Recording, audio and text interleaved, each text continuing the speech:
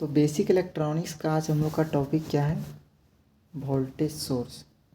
ठीक है, तो वोल्टेज सोर्स क्या होता है ये जानते हैं। उसके बाद इसका टाइप। ठीक है, वोल्टेज और सोर्स दो वर्ड यहाँ पे आप लोग को दिख रहा है ना। वोल्टेज का मतलब यहाँ पे क्या है? वोल्टेज। सोर्स का मतलब क्या हुआ? जहाँ से हमको मिलता है। सोर्स का मतलब साधन। ठीक है, जहाँ से हमको मिल रहा है। जैसे जल का सोर्स, सोर्स का मतलब स्रोत। ठीक है, तो यहाँ पे वोल्टेज सोर्स का मतलब ये है कि ऐसा कोई भी डिवाइस जो हम लोग को आउटपुट में वोल्टेज देगा, वो भी कैसे? कंटिन्यू वोल्टेज हमको मिलना चाहिए, तो उसी को हम लोग क्या कहेंगे? वोल्टेज सोर्स कहेंगे। ये सबसे सिंपल लैंग्वेज में था। अब थोड़ा टर्म के साथ जानते हैं कि वोल्टेज सोर्स क्या होता है। ऐसा कोई भी डिवाइस जो प्रोड्यूस करेगा वोल्टेज आउटपुट, ठीक है, कंटिन्यूसली। कैसा करेगा? कंटिन्यूसली। उसी को हम लोग क्या कहेंगे? Voltage source. ठीक है, वोल्टेज सोर्स दो प्रकार का होता है, एसी वोल्टेज सोर्स और दूसरा मेरा DC voltage source. AC voltage source और डीसी वोल्टेज सोर्स होता है। ठीक है, तो पहले जानेंगे हम लोग डीसी वोल्टेज सोर्स, उसके बाद जानेंगे एसी वोल्टेज सोर्स। तो पहले जानते हैं डीसी, उसके बाद एसी। ठीक है, डीसी वोल्टेज सोर्स वैसा वोल्टेज सोर्स है, ठीक है, जो वोल्टेज तुमको देगा। वोल्टेज का सोर्स ऐसा सोर्स है ये डीसी वोल्टेज सोर्स जो हमको वोल्टेज देगा, लेकिन कैसा वोल्टेज देगा? ये हमको डीसी वोल्टेज देगा। ठीक है, आउटपुट में इसका वोल्टेज जो भी हमको मिलेगा वो क्या मिलेगा? डायरेक्ट करंट वोल्टेज मिलेगा। ठीक है, डीसी वोल्टेज मिलेगा। यानी कि ऐसा कोई भी डिवाइस, ठीक है, जो डायरेक्ट वोल्टेज आउटपुट देगा, डायरेक्ट वोल्टेज, ठीक है, डीसी वोल्टेज आउटपुट में देगा कंटिन्यूसली, उसी को हम लोग क्या कहेंगे? Direct voltage source. ऐसा कोई भी डिवाइस जो डीसी वोल्टेज को कंटिन्यूसली आउटपुट में देगा, ठीक है, उसी को हम लोग क्या कहेंगे? DC voltage source. इसका कॉमन एग्जांपल जैसे कि मेरा सेल हो गया या फिर डीसी जनरेटर। सबसे इम्पोर्टेंट इसमें इसका जो करेक्टरिस्टिक होता है डायरेक्ट वोल्टेज सोर्स का, वो क्या होता है?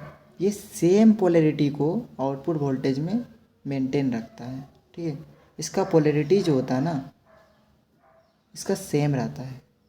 यानी कि इसका आउटपुट जो रहेगा ना, आउटपुट वोल्टेज जो हम लोग को मिलेगा डीसी वोल्टेज सोर्स में, कैसा वोल्टेज मिलेगा हमको? डीसी वोल्टेज मिलेगा ना। डीसी वोल्टेज सोर्स में हमको डीसी वोल्टेज ही मिलेगा।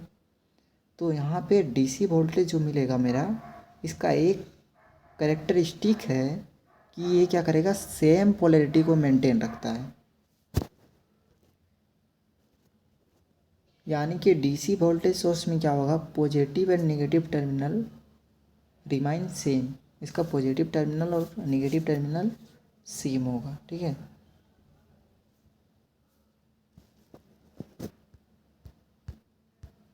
और डीसी वोल्टेज सोर्स के बारे में और जानते हैं। जब इसमें क्या होता है? लोड रेजिस्टेंस आर होता है, ठीक है, और इसको कनेक्ट करते हैं, ठीक है, किसी सोर्स से। यहाँ पे सोर्स से कनेक्ट करेंगे और यहाँ जो करेंट फ्लो होगा, ठीक है, डीसी में देखो कैसे करेंट फ्लो हो रहा है, पॉजिटिव टर्मिनल से निगेटिव टर्मिनल। ठीक है, किससे हो रहा है? पॉजिटिव टर्मिनल से निगेटिव टर्मिनल। ठीक है, और करेंट का यहाँ पे जो डीसी का मतलब क्या आता है? डीसी करंट और एसी करंट में हम लोग पहले ही जान चुके हैं। डीसी का मतलब क्या हुआ? डायरेक्ट करंट, उसका डायरेक्शन एक होता है और उसका वन डायरेक्शन होता है। उसी प्रकार यहाँ पर ही वैसा होगा, और इसका करंट का डायरेक्शन क्या होगा? One direction. और सोर्स जो मेंटेन करेगा सेम पोलैरिटी आउटपुट वोल्टेज।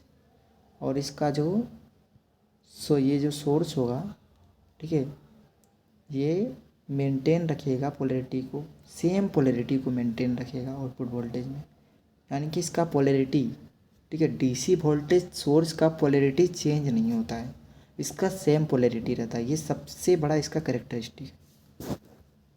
तो चलिए इसके बाद जान लेते हैं कि एसी वोल्टेज सोर्स क्या होता है। ठीक है, एसी वोल्टेज सोर्स का मतलब यहाँ पे अल्टरनेटिंग करंट वोल्टेज सोर्स होता है। ठीक है, या फिर अल्टरनेटिंग वोल्टेज सोर्स बोल सकते हैं।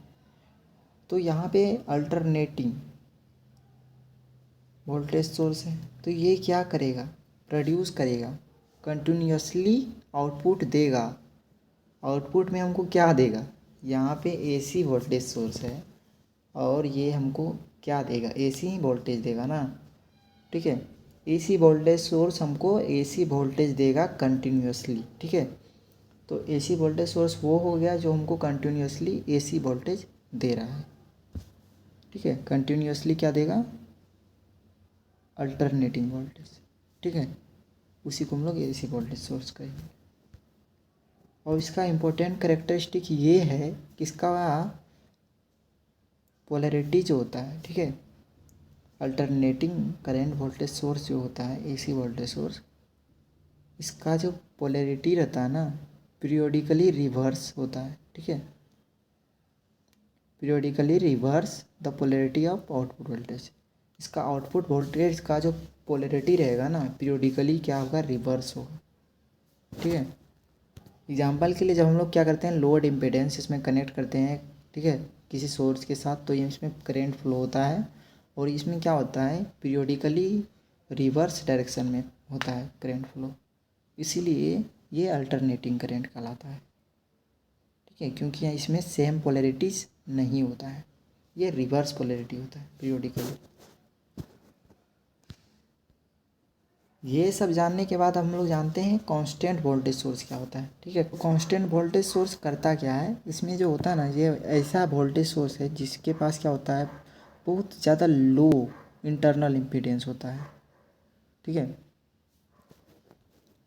इसका जो इंटरनल इम्पीडेंस होता है ना, लो होता है कंपेयर करने पे। इसका जब कंपेयर, एक्सटर्नल और इंटरनल दो प्रकार का इम्पीडेंस होता है, और इसमें क्या होता है, इंटरनल जो मेरा है इम्पीडेंस वो कम होता है, इसी को हम लोग कहते हैं कांस्टेंट वोल्टेज सोर्स।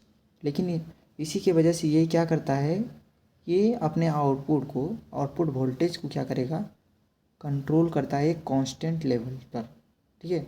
एक कांस्टेंट लेवल पर कांस्टेंट वोल्टेज सोर्स क्या करता है, अपने वोल्टेज को कंट्रोल करता है, ठीक है। Thank you. अगर वीडियो अच्छा लगा हो तो लाइक करें, शेयर करें और सपोर्ट बनाए रखें। Thank you.